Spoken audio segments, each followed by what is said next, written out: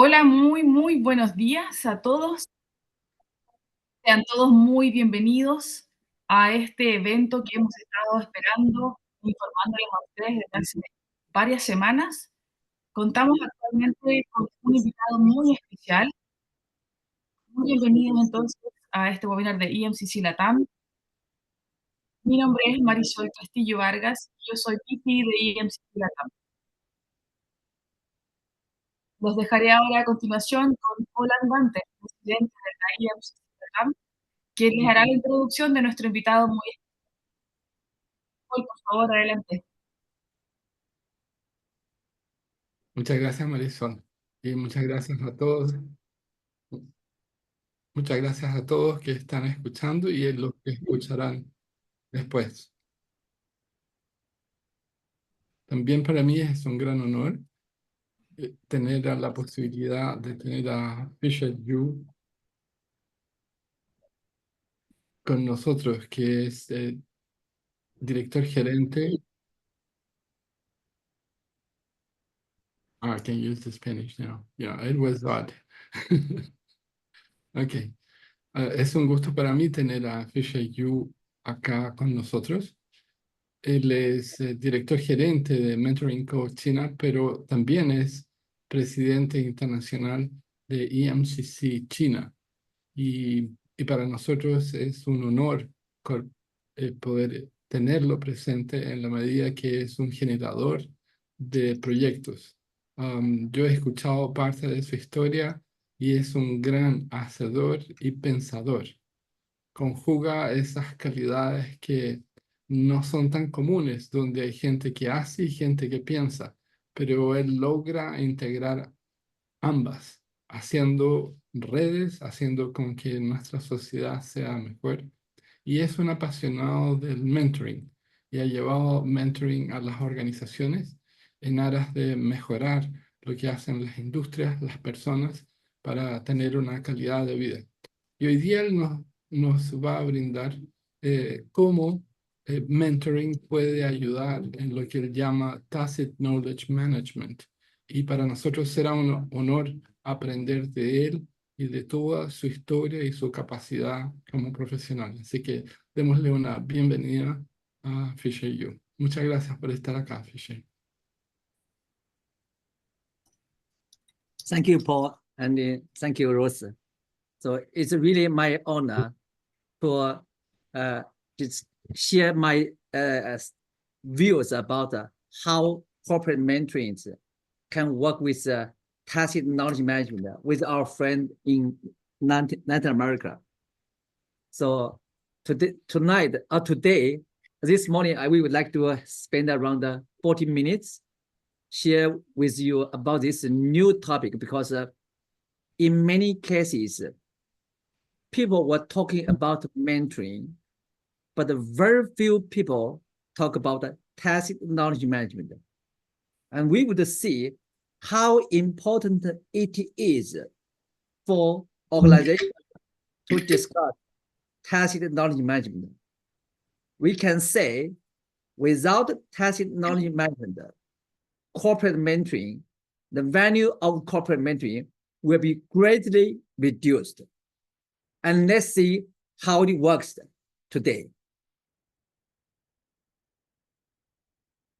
And then, so tonight, we will have, in general, we will have 10 different topics, different items I would like to share with everyone.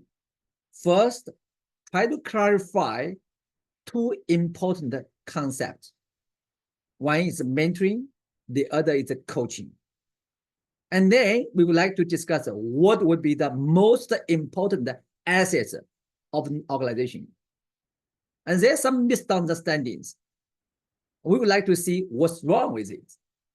And then we also see the knowledge types versus tacit knowledge management. And now we abbreviate as tacit knowledge management as TKM, the first character of each word. And then we will see what will be the value of tacit knowledge management, value of TKM. Why do we need it? And then we will also see what will be some of the tools we can use for tacit knowledge management. And then once we have the tools, we will also see where can we use it and how can we use it. And then afterwards, I will share with you 2 real cases we did here in China to give you some idea on the how powerfully it is of this tacit knowledge management integrated with corporate mentoring. And then I will also share with you some of this the challenges, the problems of this project, this kind of methodologies in the society. And then we also try to identify some of the potential solutions to share with you. And then afterwards, we have some wrap up and Q&A sessions. So that will be the overall arrangement for today. So let's start with this. First of all, here's my very short bio. So I mean, currently I'm holding the EMCC China president, and also being the first person in China to be accredited in terms of mentoring from EMCC. And fortunately, I was also the winner for both 2021 and 22 for EMCC Global Mentoring Award. I feel so happy. And last year, actually, I had published a book with McGraw-Hill publishing house in UK. The book is called Mentoring with Coaching Attitude with my colleagues. And this book is in English and is available in Amazon. Of course, I mean, my previous roles actually a previous background used to be a CFO for different multinational companies. Therefore, I create a kind of community for CFO community in the world. Now I have around 9,000 top tier CFO within my community. And also at the same time, in the year 2022, we create a new global non-profit organization in Brussels, Belgium. The name is called Global Think Tank on Tacit Knowledge Management. So, and now I'm acting as the Secretary General of this global NGO, and that global NGO is now the largest one in tacit knowledge management in the world. And we hold our Davos conference every year in Switzerland. And of course, I started my career as an auditor in Deloitte. That's somehow, I mean, about myself, because the reason why I share this background with you, maybe sometimes you will ask, where does this guy, how come this guy have this kind of ideas? So maybe my background sometimes can endorse me for, or give me the energy, give me the nutrition on how to produce this kind of new ideas. So just for reference only, that's about me.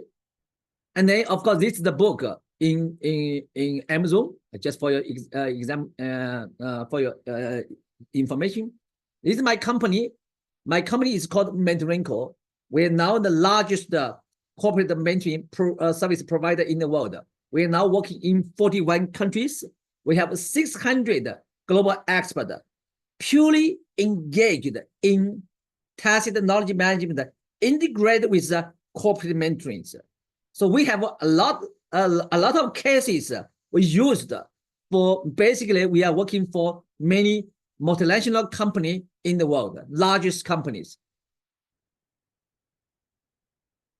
And then, okay, now let's go back to the main topic of today. So in general, I don't know how that works in Latin America, but when people talk about the mentoring, people say that's sort of like a coach. They say, okay, if you tell the people, say, I'm doing the mentoring, they say, okay, I know the coaches. But according to EMCC, I mean, one of the founder, Professor David Klapper, mentoring equal to coach plus plus plus. So mentoring, coaching is just a part of mentoring rather than equal to mentoring. So in our practice, coaching is just less than 10% of the whole corporate mentoring items or content. Just I would think that 5 to 10% of them. But we use coaching skills, coaching tools. Coaching is just as a tool for mentoring only. It's not the main content. While mentoring has a large meaning, large scope. So that's why we say mentoring equal to coach plus lots of new element, new content in. While many other people say, well, mentoring equal to coaching, coaching equal to mentoring, even within EMCC globally, because I had already attended quite a few EMCC conference in Europe side for many times. I met quite a lot of EMCC friends. To be frank, 90% of them are coaches. When we talk about the mentorings, people say, oh, I'm also doing the mentorings. But when I check with them, what did you do with your client? And I realize that they are not doing the mentoring at all. They are doing the coaching. They are doing the consulting. They are doing the psychology issues and so on. They are not doing the typical mentoring at all.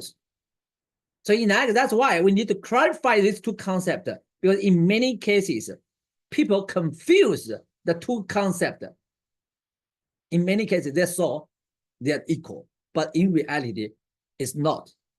So that's why I would like to share with everyone, these two concepts is totally different.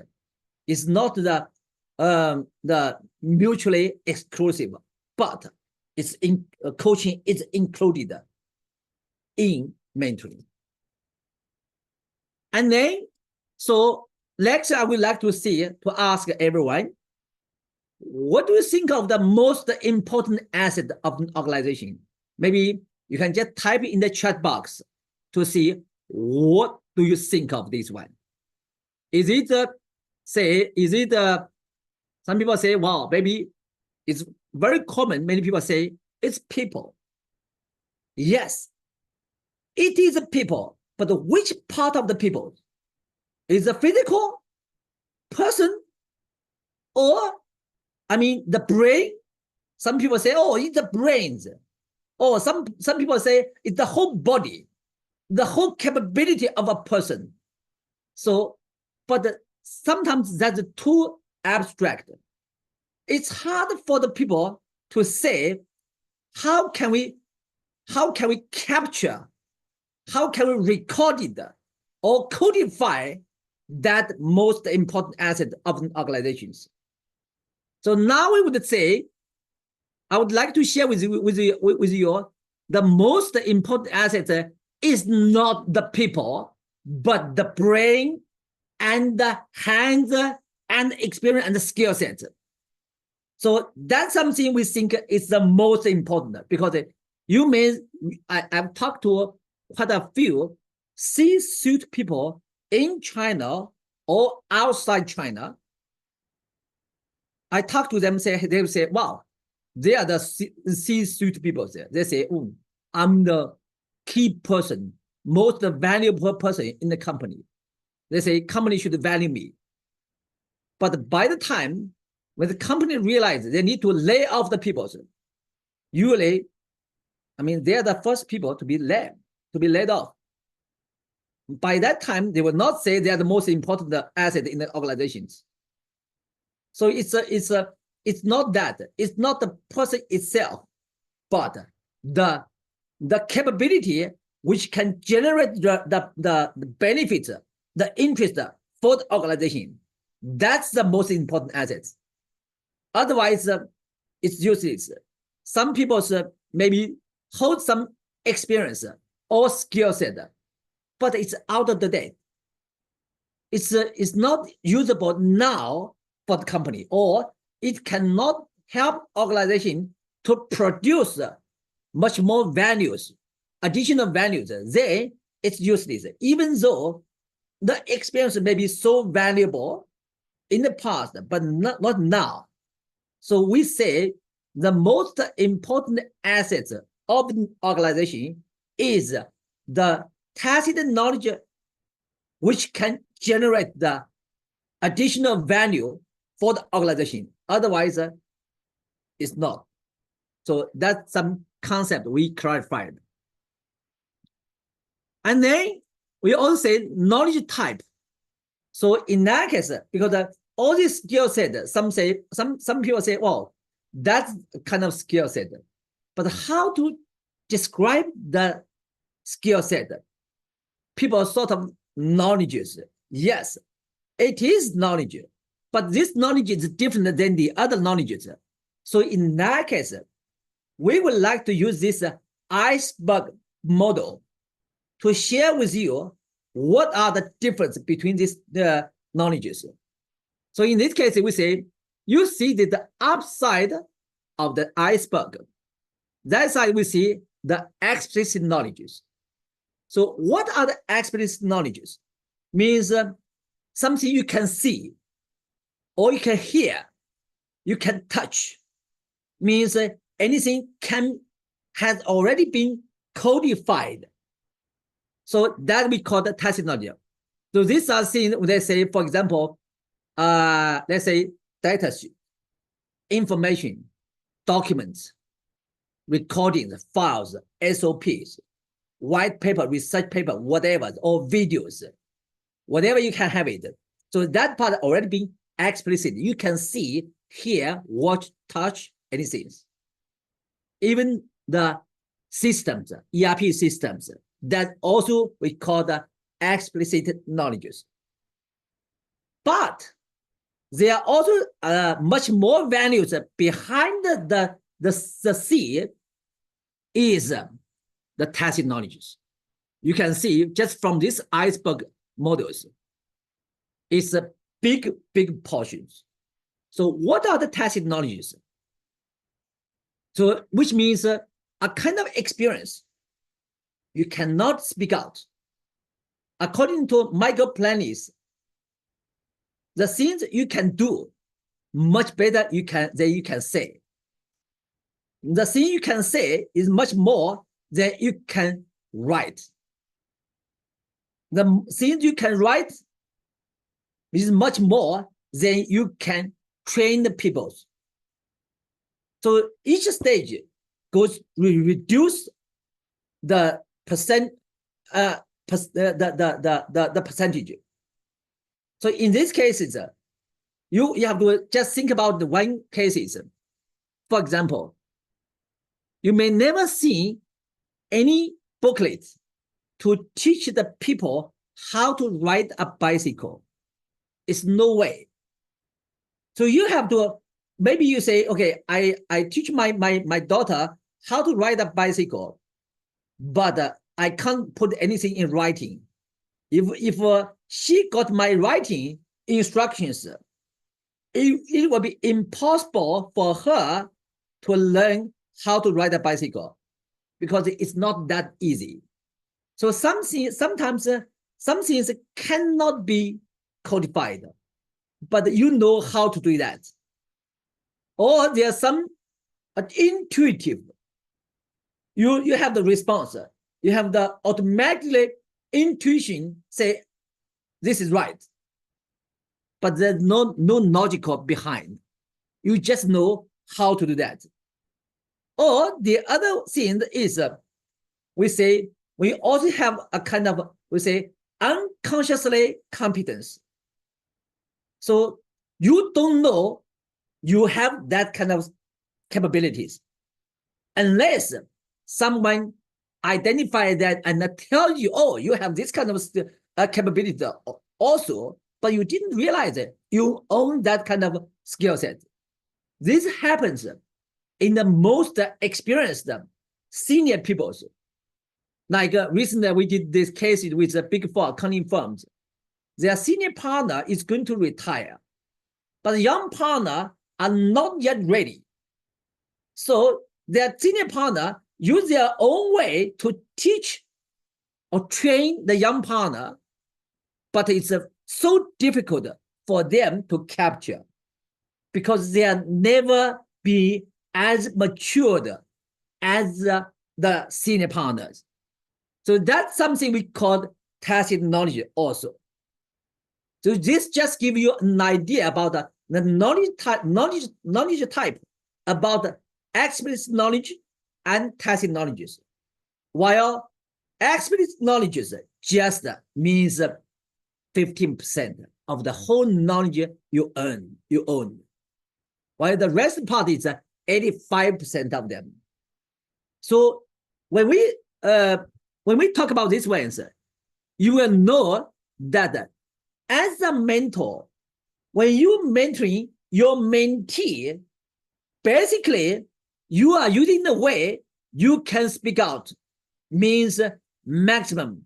You can transmit your knowledge to your mentee by 15% in average. Means majority part of your knowledge or skill set cannot be transferred. It's a pity. So how shall we do that? How shall we do that? We also realize that as a human being, we start with a baby, and baby grow up. They learn from parents, teachers, and friends, and so on. Prepare themselves for 20 years or 22 years before they graduate and get a job. Remember, even they spend 20 or 22 years preparations. When they get their first job, how do we call them? We call them fresh hand or novice. It's a pity. 22 years hard work, just call me fresh hand.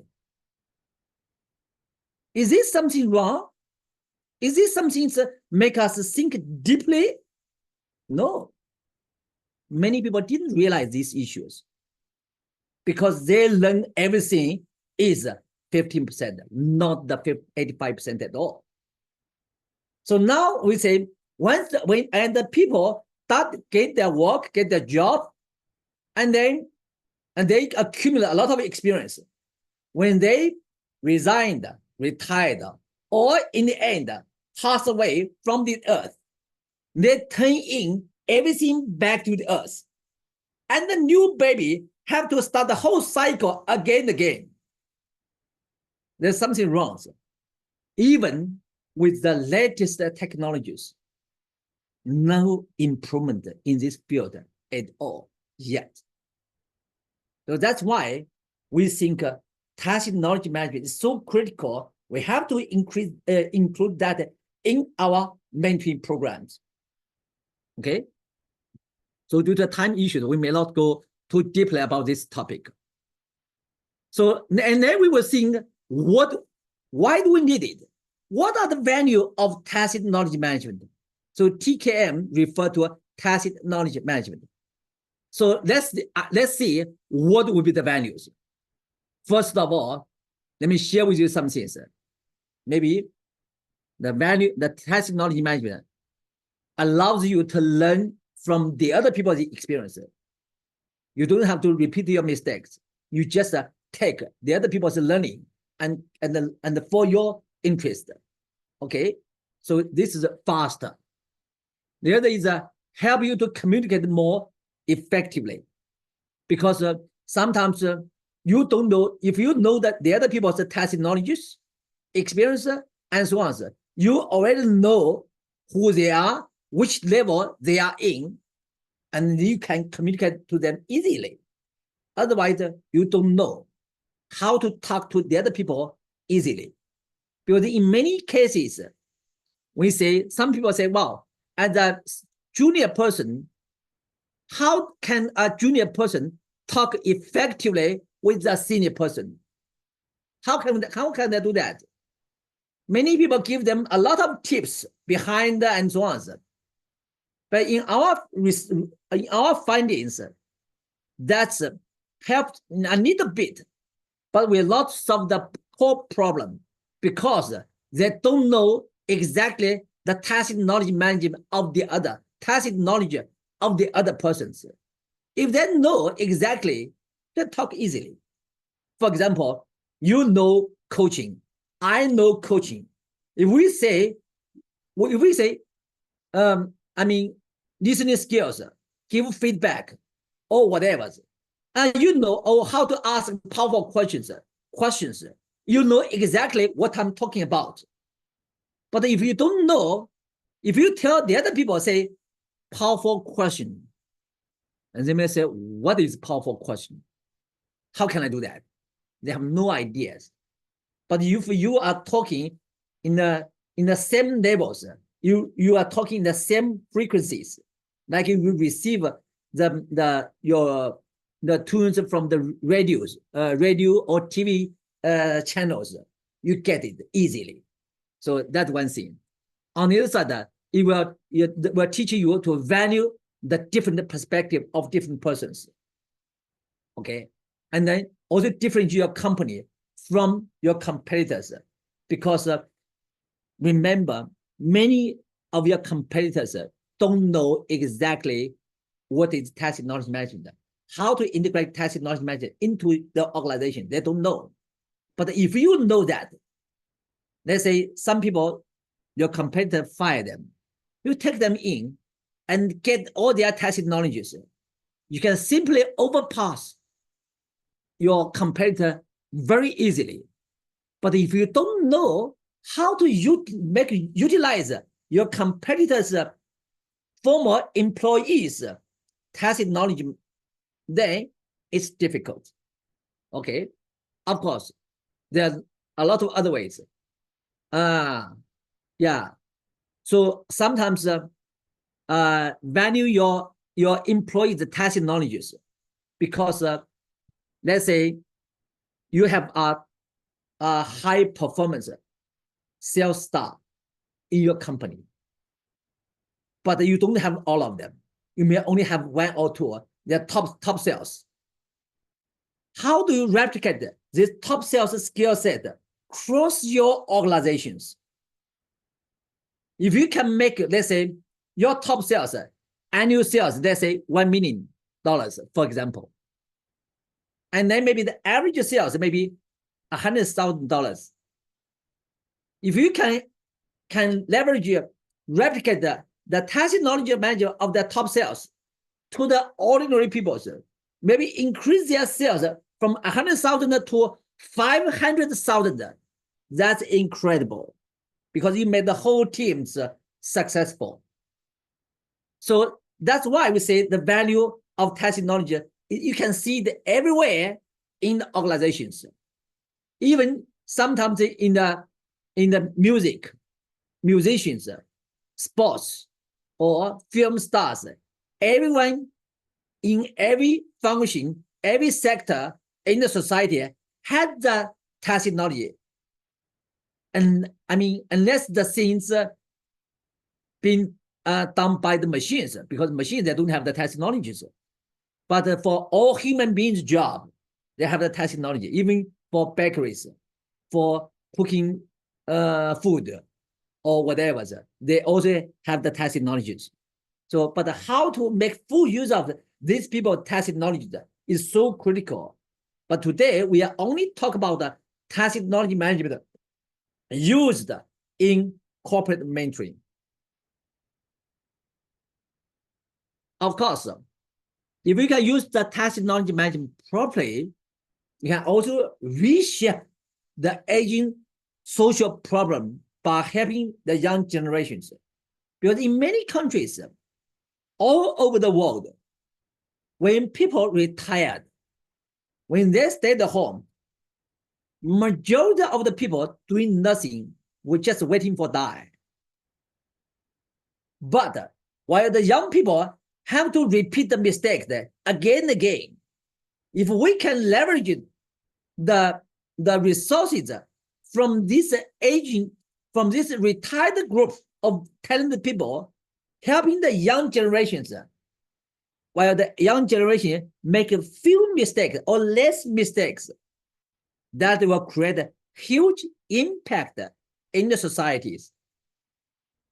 Of course, we can have more about the value of tacit knowledge management in the society. We can add more and more, maybe a few pages we can add. But due to time issues, we can just stop here. And then you will say, wow, Fisher, you tell me so much value for tacit knowledge management into corporate mentoring. Can you give me some tools and help me to use that properly? Let me give you some tools here, just for your information only, of course. So the tools will help you have a kind of a ready-to-use box. So you can use it everywhere. When you go to meet your client, when you even meet, when you go back and talk to your kids, to your family members, sometimes they ask you a lot of questions. You can simply open your toolbox and then use it for them easily. Okay, let me share with you some of the tools here. First of all, storytelling. Storytelling is a very good magic tool to carry the tacit knowledge from one generation to the others. Because sometimes it's hard for the people to remember the book or to remember an article or an essay. But if you tell them the stories, everyone will know that. Everyone will see the value, the true value inside the stories. So storytelling, yeah, you can have very good ways. Because if you tell the stories, people say, wow, that story have on one side easy to be carried forward, easy to be remembered, easy to know the tips behind. Okay, that's one of the tools, storytelling. The second is interview. For example, if I want to know why Paul is so successful, how can he make it? So in that case, I may do a kind of interview in front of Paul or online, say, hey, Paul, you did this, you did that. How do you make it? How do you do your job? And where does your skills comes from? And then, of course, this interview is not like the ordinary interviews. There are a lot of skill set behind. Before we do the interview, for example, today, I'm going to extract the tacit knowledge of Paul because Paul is so successful. Then I may try to know the bio, the detailed CV of Paul. Read the CV first. Try to understand what's going on along the whole journey about Paul's story in the past. And then I'll do the interviews. But before we do the interview, we'll try to do a lot of structural questions to be prepared to ask the right questions. And when we do the interviews, and then we will use the different skills like watch, observation.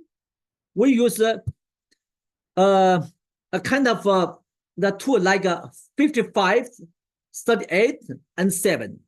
55, 38, and 7. This magic tools. Normally, the 7%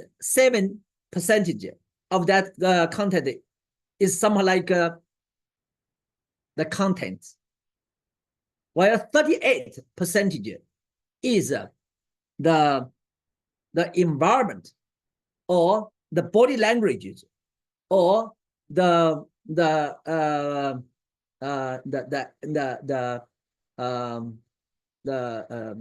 way how Paul respond to my questions. And while 55 is the core things, I may create a kind of environment for Paul to be easily and feel so comfortably, so his energy can be, on one side, he's secured. He feels no worry, no concern. On the other side, his energy will be energized. Okay, he will be fully energized, motivated to answer me any questions. So means we create a kind of a environment for Paul to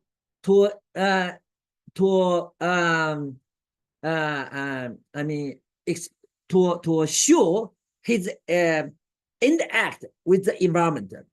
So means this somehow like a kind of chemistry. So when we do this, like for example, I'm the consultant, I do the interview with Paul, and then we create this environment.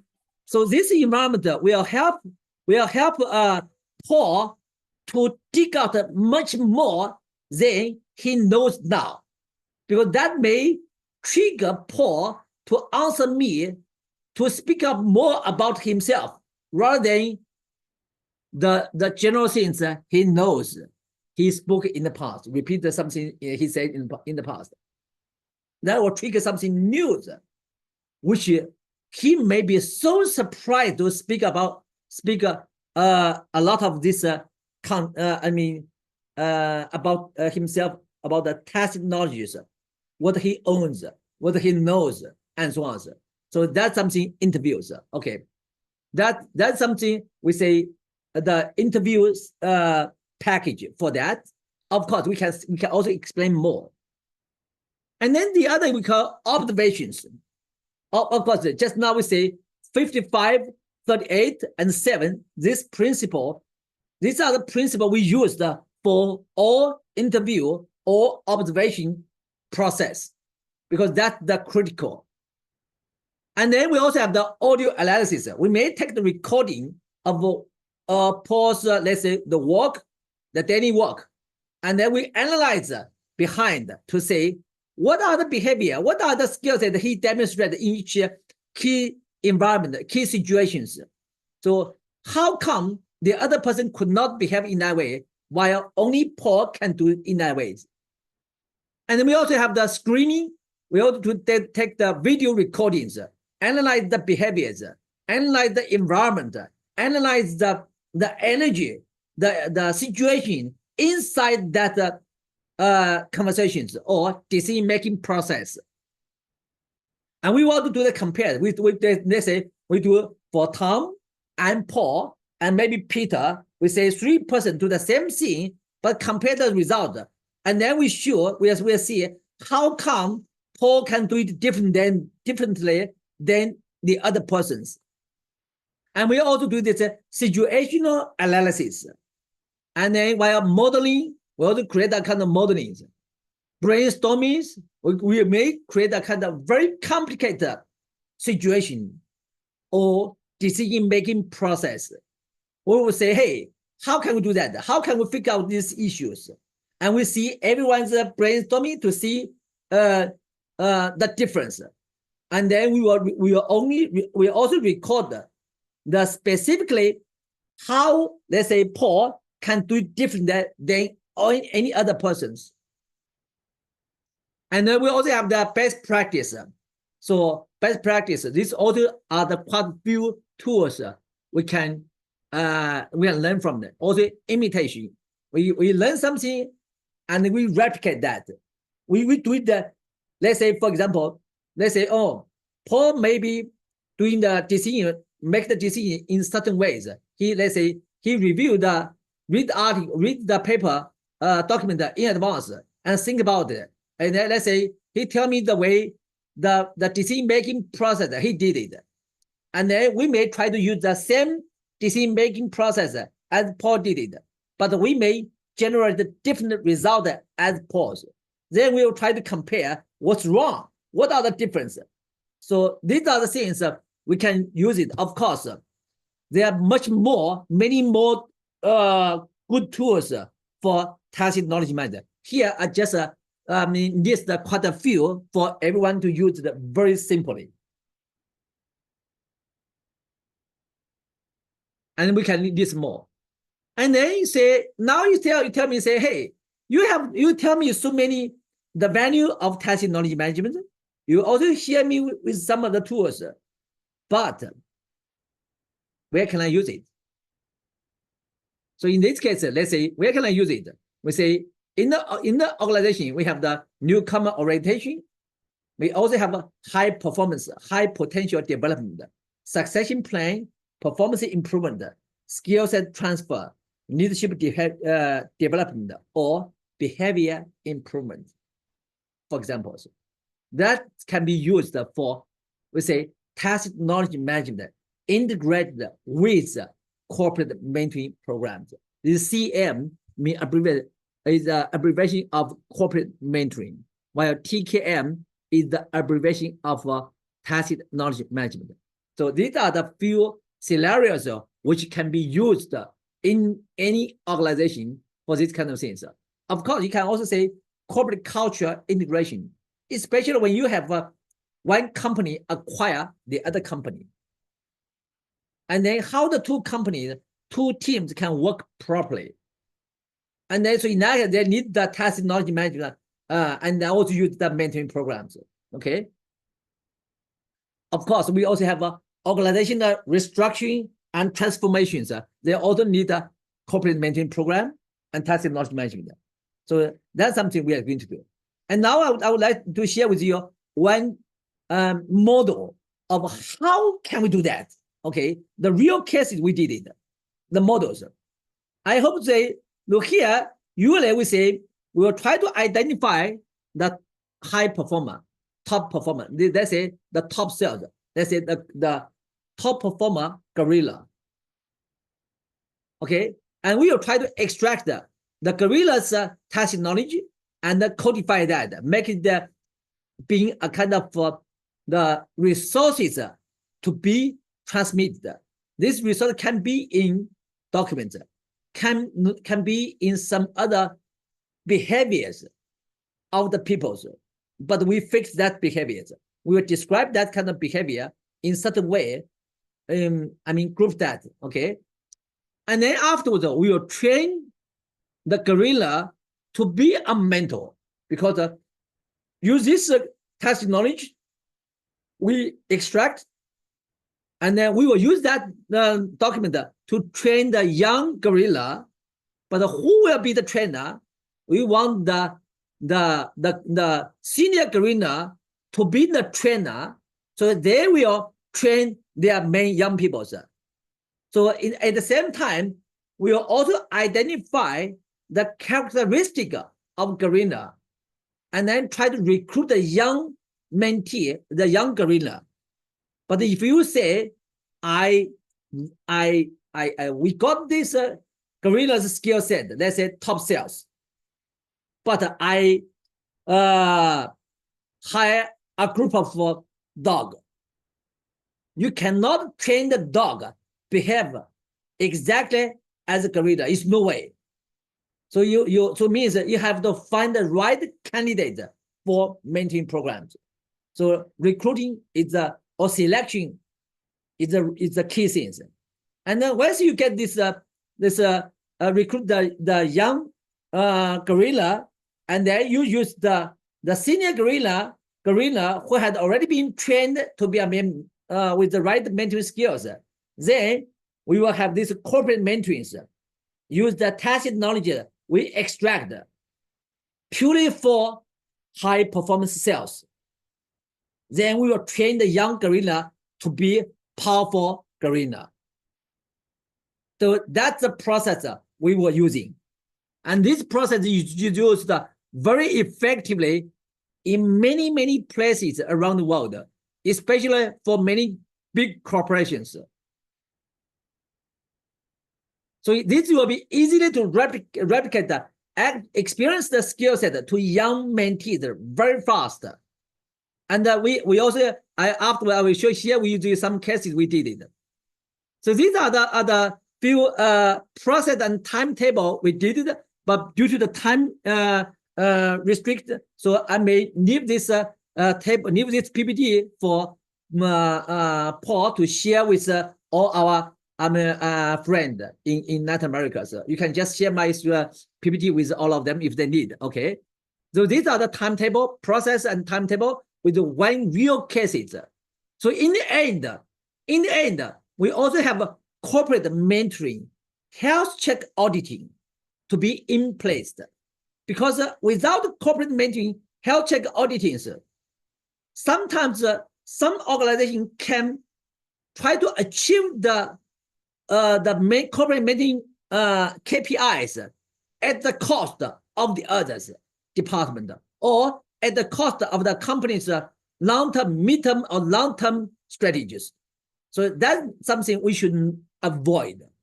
We should ensure this health check auditing is in place. Okay. And also at the same time, we also share with you two real cases. One real case is the credit card overdue collections. We work with one credit card overdue collection company, and their business, their annual turnover, annual target is for $15 billion a year. And this program we started in 2022, and it was very successful. We selected 10 top performers, and we selected 30 average performer from one group. And we do the tacit knowledge management from this top performer. And we train this internal mentor and train the mentee. And one mentor can manage 3 mentees. We have 12 months. We evaluated the KPI and KPI. KPI means key performance index, while KPI means key behavior index. We manage these 2 parameters. So in the end, so we do the comparisons before our project. Their daily average collection is $3,500. But after 12 months, this team, the same person can collect money $7,900, more than 2 times. And then they say, wow, this is incredible, because this reduced their headcount cost dramatically. This is one real case we did it. So if you are the owner of this company, how do you feel? The other thing is the real case is we did one with the big 4 accounting firms. I would not sure, because due to this code of ethics, I wouldn't name the company's name. But they have their senior partner who are going to be retired, while the young partner is not yet that matured. So they were so exhausted about the young partner's maturities, because they have to sign off this auditing report, while they will take a very high responsibility on all the problems which may have it over the auditing report. But young partner is not yet that ready. So in that case, they try many times, but never succeed. And they talk to me and say, Fisher, I have this problem. Can you help me? I say yes. So we use we select 3 senior partners and 6 young partners, have 1 senior partner mentoring 2 young partners. And we just used it for 12 months again. And then the whole young partner get that maturity level up to we have a parameter to check. They are around 8% maturity as the senior partners.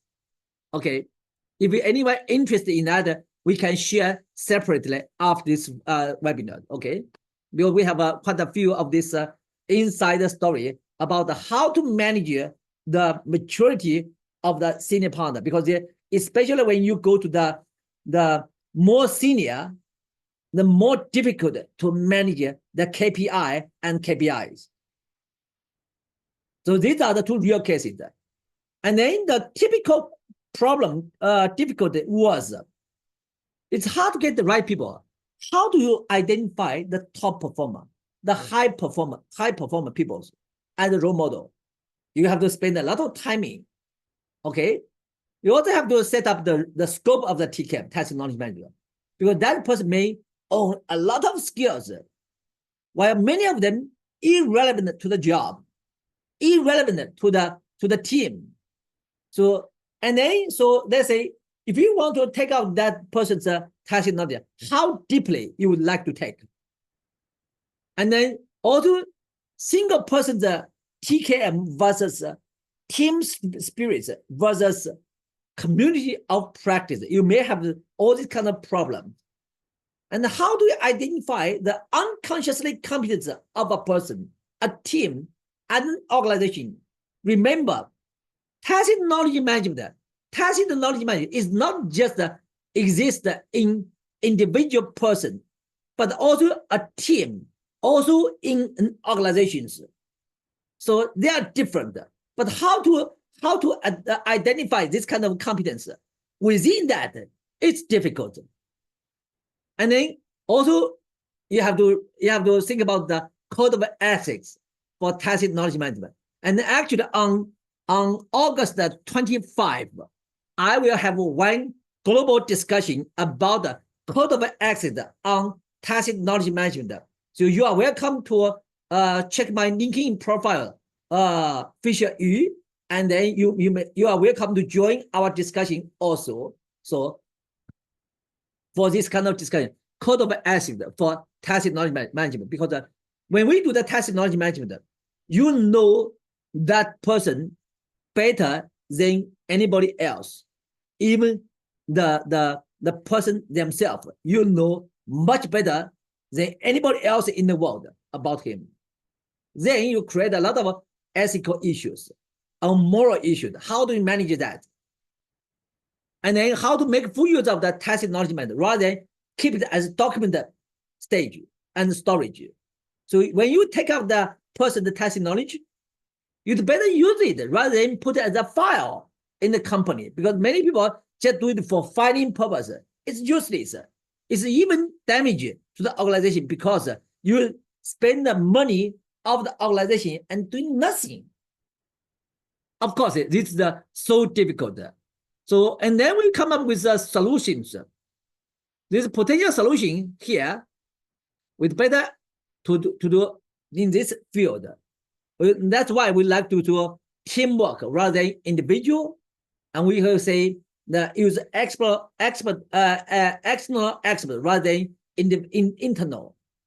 Nobody want to need to let their own colleague to know too much privacy of themselves. This is something we learned from many organizations in different cultures. We see that because they would see if somebody know more of their privacies, they feel not safety, not secured. So that's why use external consultant.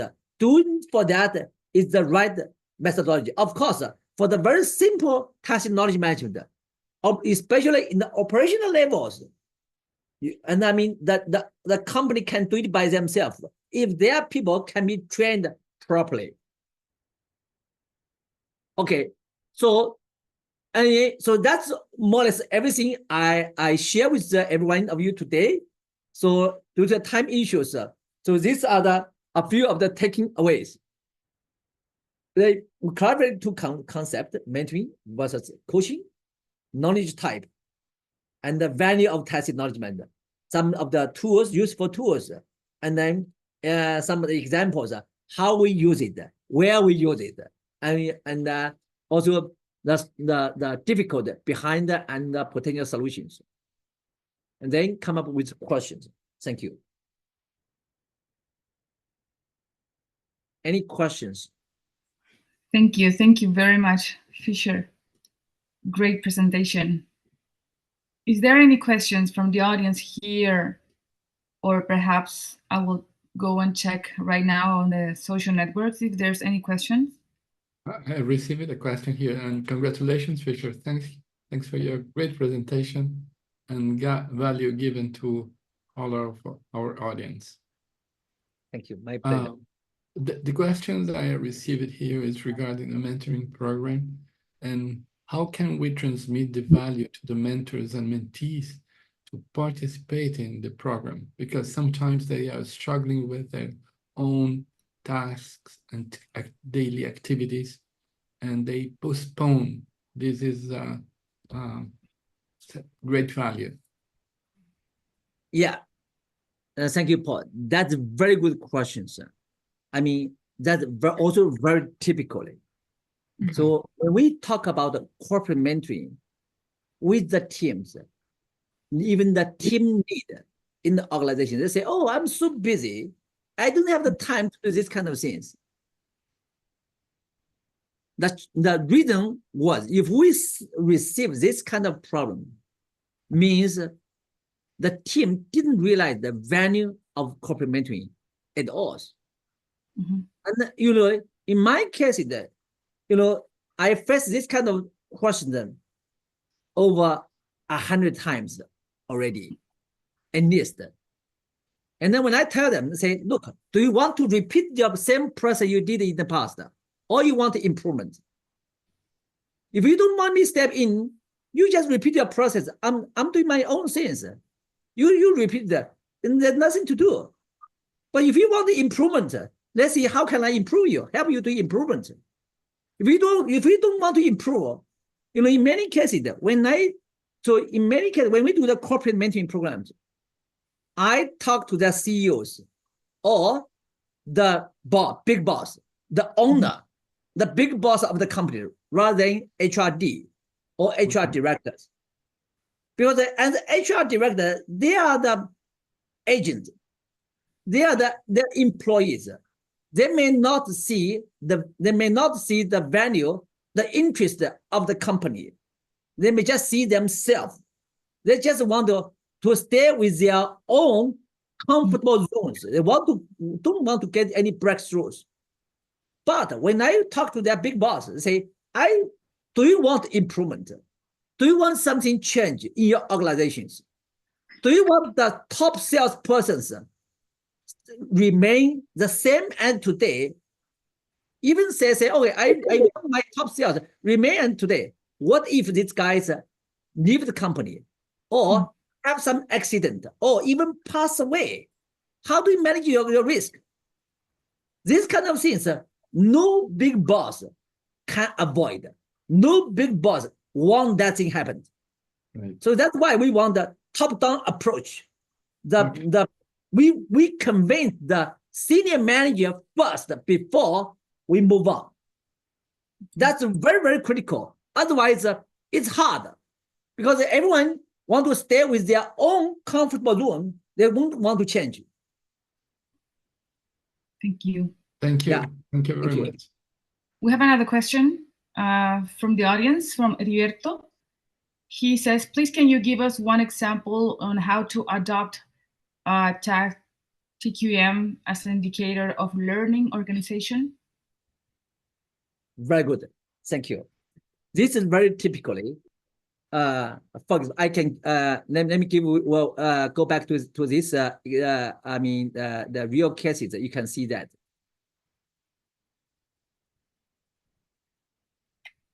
Yeah, these credit card collection companies, for example, once we get this credit card company, this corporate mentoring program integrate with Tacit knowledge management. After we did this session, they realized, oh, this is so powerful for me. So all the other managers, they want it. So in that case, they say, wow, but they want to do it by themselves. They want to save the money for training, for consulting fees.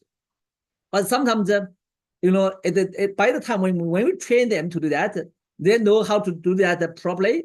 But there are some other things that they cannot manage the whole things. But I told them, they say, hey, you may form a group of learning community, ensure this kind of thing happened. You may have the kind of knowledge sharing communities, knowledge sharing, this kind of mechanism. Let's say every week, you may say, let's say Friday afternoon, 1 hour for the networking with the people. Talk about their successful stories. Talk about their lesson learned. Or someone can be the facilitator for them to share their learnings, even bad or good, but they have something reflections. Of course, these reflections also need 2 skill sets. One is mentoring skill set. The other is a tacit knowledge management skill set. So in that case, they can have this kind of knowledge sharing, this kind of mechanism to be built up within the organizations. And then, so if they do that, so it means the other people's experience can be used for some other people's. So this kind of knowledge transfer is spread very quickly among the organizations. So everyone can learn the best practice or the successful stories, which they can simply replicate across the organizations. That's just for one example. Yeah. Great. Thank you. Thank you. Thank you very much, Fisher, for your presentation and for your answers right now with these great questions we had from the audience. So we are coming to an end. I don't know if anybody from the audience here has another question. This will be the moment. If not, you can send us the questions afterwards to our email or visit us. Oh, I'm sorry. Would you like just to say thank you to Fisher? Fantastic presentation. I'm real upset because I got later. I had someone calling me. I couldn't attend at the beginning, but I will see the recording again. Sure. And it was fantastic because it met with my belief about mentorship. I have a program telling this to the organization. And one thing Fisher said at the end, you have to talk to the boss, yes, not HR. The boss is one who knows the issue he has to do. The HR manager, director, vice president, anyone, just see up to this, not above. And right. I couldn't agree more. I will get in touch with you, Fisher, at LinkedIn. And thank you again. Thank you. Thank you, Humberto. Thank you. Thank you very much. Are you from Brazil? Oh, prazer, prazer. Muito obrigado por estar aí também. Obrigado. Thank you, Fisher. Oh, thank you for your fantastic speech. It has been very helpful to our community, and we count on you to be in the next opportunity. So thanks again. Thank you. Thank you, Paul. Thank you, everyone, for your time. Very kind of you. Thank you. And thank you all for being with us during this journey. Have a nice day. And you a good evening, Fisher. Be well. Good evening. Thank you. Bye-bye. Well. Thank you. Thank you. Bye-bye. Bye-bye.